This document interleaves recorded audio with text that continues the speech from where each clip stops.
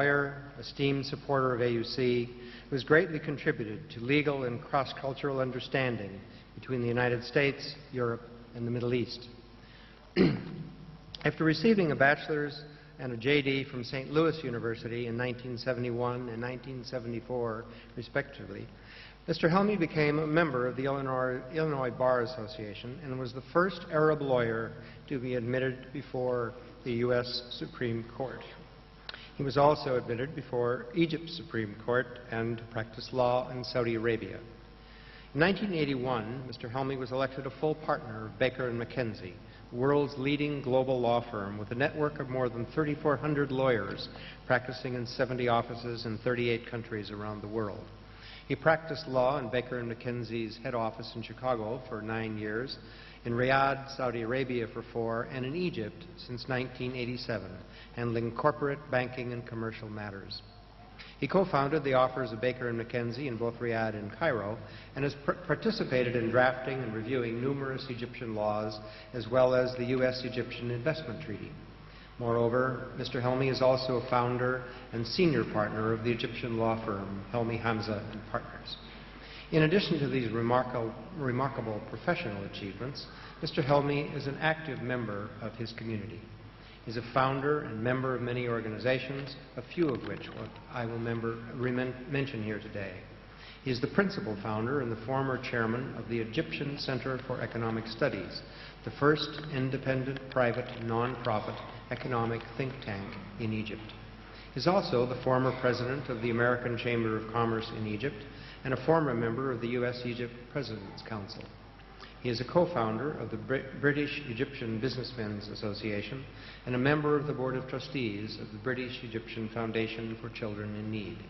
He has served on the board of the Binational Fulbright Commission and currently serves on the board of Amid East.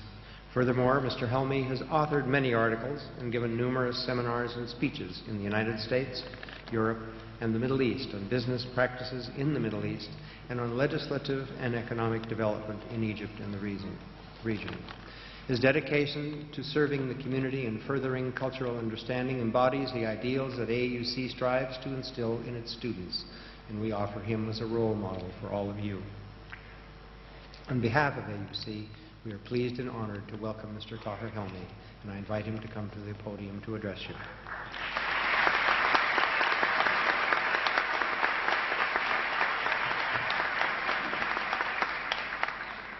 Thank you very much, Provost Sullivan, President Arnold, distinguished members of faculty, distinguished guests, ladies and gentlemen. I am honored to be addressing the AUC graduate class of 2008. Today, we celebrate your success, but we also celebrate the support and dedication of your family, friends, and teachers. Congratulations to all of you on a great achievement. So what's next? You must be thinking. Well, no one can predict your future, but I can make one safe guess. You look back at this day and realize you had no idea of your potential because it's far greater than you think. Right now, you can't imagine the journeys you'll undertake in search of knowledge, self-esteem, friendship, but you will surprise yourself. I can only offer one bit of advice, and that is to follow your heart. You now have the tools of knowledge in your possession that will serve you well, but it is your passion, your creativity that will distinguish you and enable you to achieve more than you thought possible. Maybe you're feeling somewhat uncertain about the future, and that's not unrealistic. The world is in transition, but it's times like these that bring opportunities, because real and positive change is possible. New ideas are needed, which makes what you have to offer even more valuable. The future is uncharted territory, but that's good, because you'll have a hand in determining its direction. Yes, you will have ups and downs, but the strength of human nature is perseverance, the ability to overcome obstacles, to help ourselves and others. I believe that this inner strength has no limits. While I cannot tell you how to use your particular strength, my own experience has provided me some insights you may find relevant at this graduation day, especially when it comes to following your heart. I remember having just graduated like you, except I was in America. It was 1974, and the world was a completely different place. Imagine you're away at school and can only talk to your parents and friends every few months. You actually had to order a telephone call from Egypt. In those days, blackberries were still fruit that grew on little trees. When I left home in 1967, Egypt had just been to war. Everything was closed, including schools and universities. So I went off to study medicine in the United States with no idea what would happen to me or my loved ones, not to mention what sort of Egypt I would find when I returned. I did pre-med for 4 years, but on the eve of graduation, I had an epiphany. With a little help from my college dean, I'd done well in exams. But here was the dean asking me if I really wanted to continue on with the graduate school of medicine. I suddenly realized I didn't really want to be a doctor. My heart simply was not in it. The dean suggested law, and the more I thought about it, the better it sounded. A law career offered the flexibility that suited my character, my desire to reach more people, travel, do different things. Of course, I had to tell my parents. But I felt I made the right choice. I've since learned that how you feel about your work is a pretty good indication of how good you'll be at it. If you love what you're doing, you'll generate the creativity and the passion to see you through, to persevere, to communicate your ideas and turn them into action. When I told my father I was dropping medicine, he said without hesitation, "Fine, whatever you do, just do it well." I'll never forget those words. I mention this because your parents, their input is very important, but ultimately the choices are yours. People may have expectations, but changing studies, changing jobs doesn't mean you've wasted time or money. You've gained experience and knowledge, and what really matters is how you use it. My father really never pushed me to do things, but he still inspired my career in significant ways. When I was a teenager, Nasser was president, and my father was in government, and at one point, a cabinet minister. They disagreed on pivotal issues back in the 60s, that, by the way, remains relevant today. Nasser wanted Egypt to manufacture everything, from the needle to the rocket, as the saying went in those days, for the state to own and operate all industry. My father thought we should align production with regional and international market needs instead, and that ownership should be separate from management. Well, my dad obviously lost that argument, and after Nasser, he went on to serve in the staff administration. He believed in serving Egypt. My father's perspective stayed with me because I could see how passionately he believed in it, and his vision and sincerity, no doubt, influenced my decision to become a lawyer. Our discussions also introduced me to some big ideas, namely that economic structures and legislation are key to the entire enterprise of statehood, and laws must be the basis of nation building, including those governing economy and investments.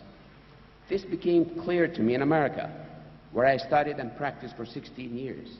No system is perfect, but certainly the U.S. was as productive and as efficient as they come. I specialized in corporate law and experienced firsthand how open market policies encouraged creativity and leadership, and offered greater options than a tightly controlled, centrally planned economy like Egypt's. After graduation, as you've heard, I worked as a lawyer for 1 year with a Wall Street firm and then joined Baker McKenzie in 1975. Then in 1981, I was elected partner.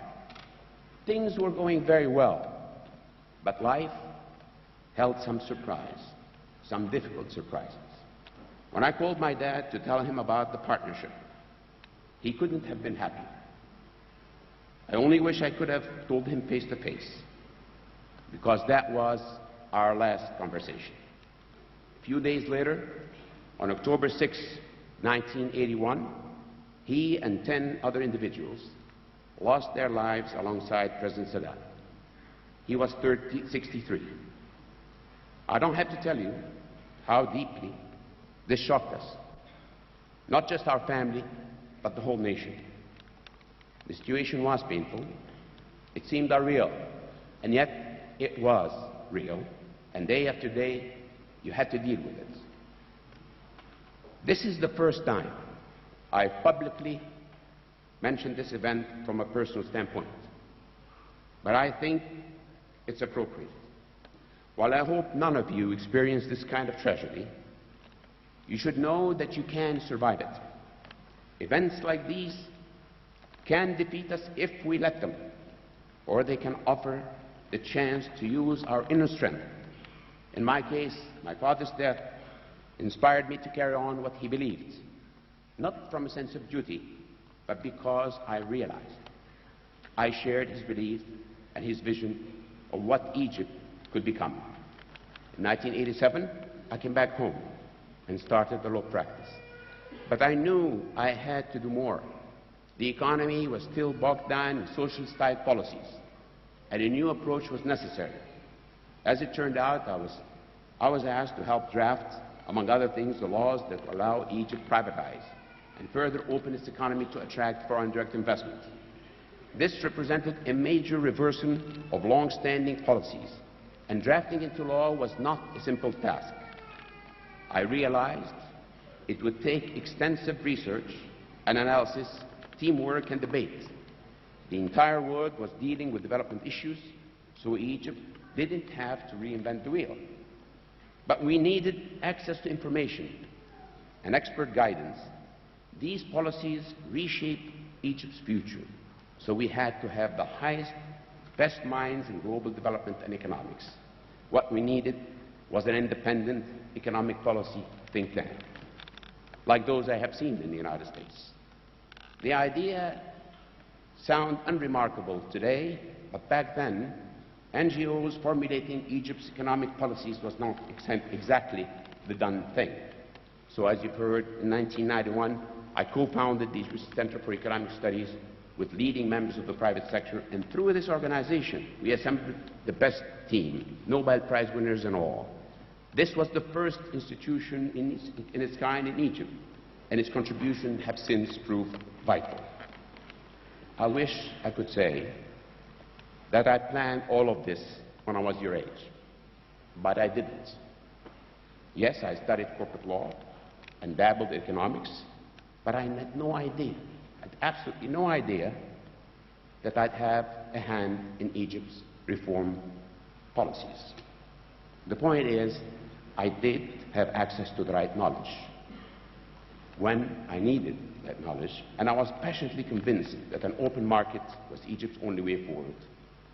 And I actually did something about it. Had I not been so confident, I wouldn't have lasted this long, because believe me, it hasn't been smooth sailing.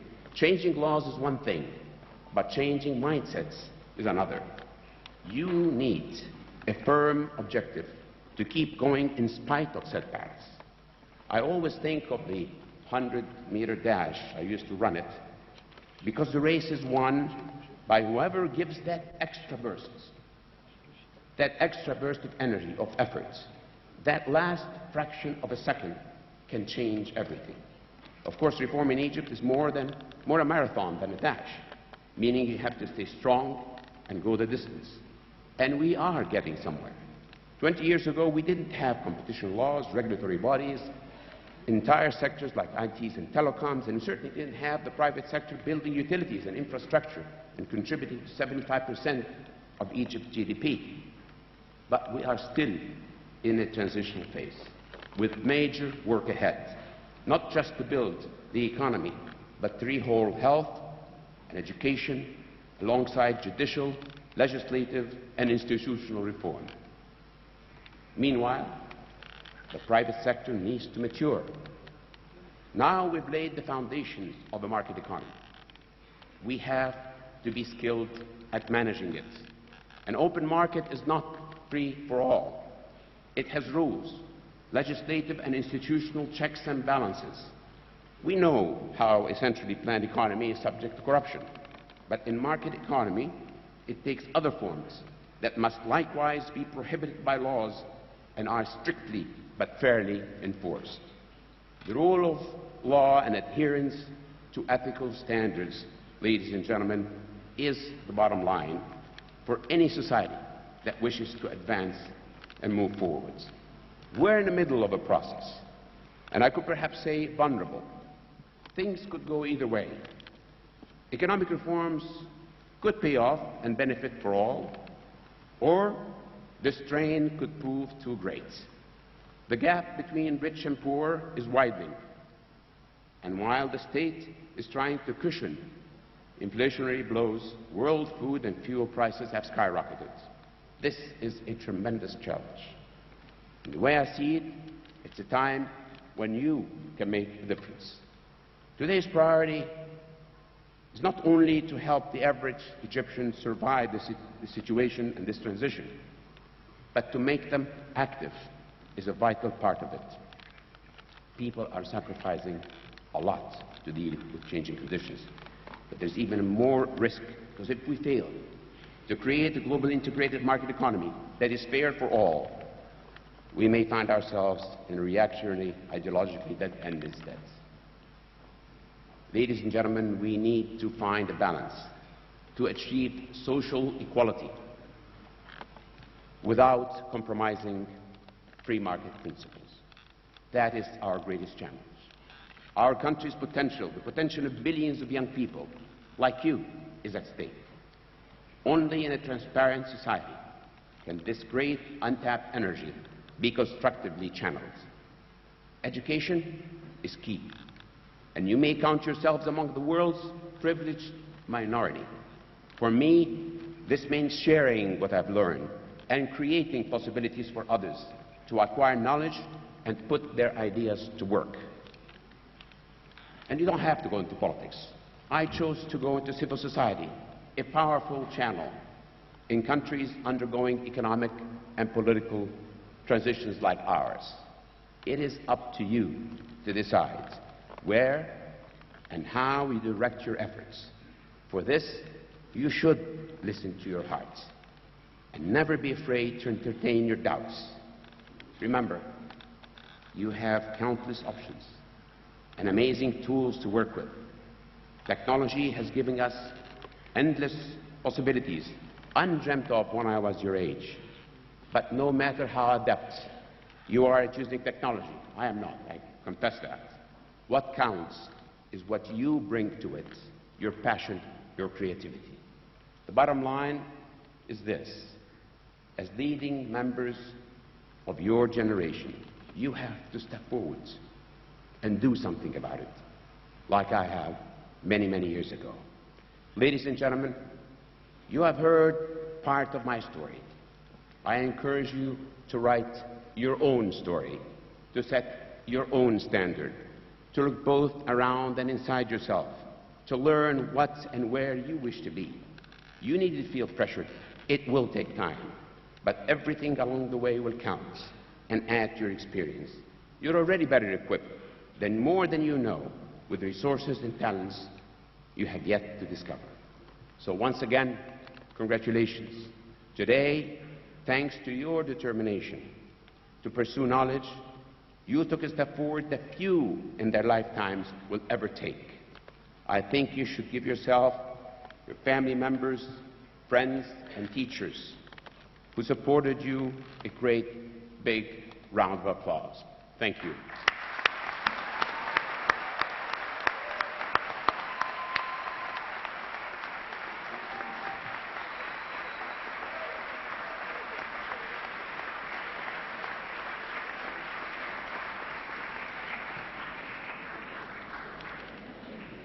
Dr. Helmy, thank you so